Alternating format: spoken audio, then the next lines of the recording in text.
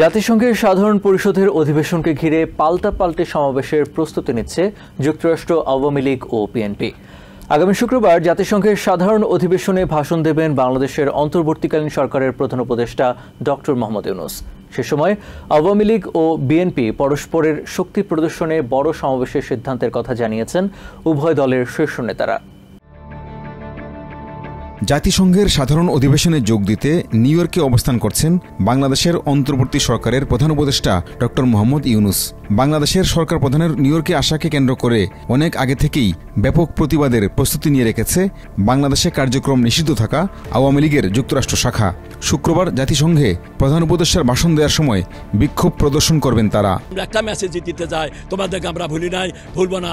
আমরা বাংলাদেশের সেই ৭১-এর জাতীয় সঙ্গীত, সে পতাকা, সেই ভূখণ্ড সার্বভৌমত্ব আমরা আমাদের রক্ত দিয়ে প্রতিটি ইঞ্চ আমরা রক্ষা করব, এই আমাদের প্রতিজ্ঞা।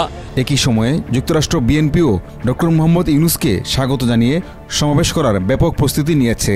আমাদের প্রবাসীরা যে আন্দোলন করেছিলাম বাংলাদেশের গণতন্ত্রের জন্য, বাংলাদেশের একটি সুষ্ঠু নির্বাচনের মাধ্যমে জনগণ যেন ভোট প্রদান করতে পারে তার ইচ্ছামতো, সেই জন্য কিন্তু বিএনপি এই ১৫টি বছর আওয়ামী লীগের বিরুদ্ধে আন্দোলন করেছে, ক্রসফায়ারে গিয়েছে, আয়নাঘরে গিয়েছে, হাজার হাজার মামলা মাথায় নিয়ে রাস্তাঘাটে ঘুমিয়েছে।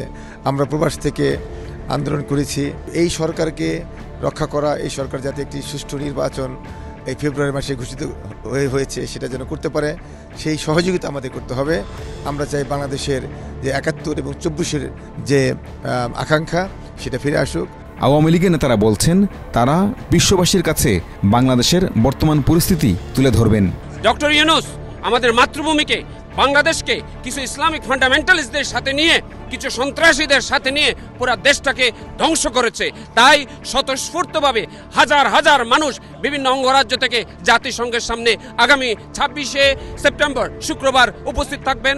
ডক্টর মোহাম্মদ ইউনূস যেন সুন্দরভাবে নির্বাচনের আয়োজনের মাধ্যমে ক্ষমতা হস্তান্তর করতে পারেন, সেজন্য বিএনপি সব ধরনের সাহায্য করছে বলে জানিয়েছেন দলটির নেতারা। আমরা চাবো যে এই সরকার যেন সার্থক হন এবং তাদের নির্দিষ্ট সময়ের মধ্যে তারা একটা নির্বাচন দিয়ে, যে নির্বাচন বাংলাদেশের মানুষ গত ৩ দশক প্রায় ২ দশকের ঊর্ধ্বে দেখেনি, সে ধরনের একটা নিরপেক্ষ নির্বাচনের মধ্য দিয়ে জনগণের সরকার হাতে ক্ষমতার দায়িত্ব দিয়ে তারা চলে যাবে, সেই পর্যন্ত আমাদের সর্বাত্মক সহযোগিতা থাকবে। শুক্রবার হতে যাওয়া সমাবেশে সর্বোচ্চ মানুষের সমাগম ঘটাতে দফায় দফায় বৈঠক করছেন উভয় দলের নেতারা। Pinaki Talukdar, TVN 24, new York. New York থেকে সম্প্রচারিত TVN 24 টেলিভিশন বিশ্বজুড়ে বাঙালির কণ্ঠস্বর।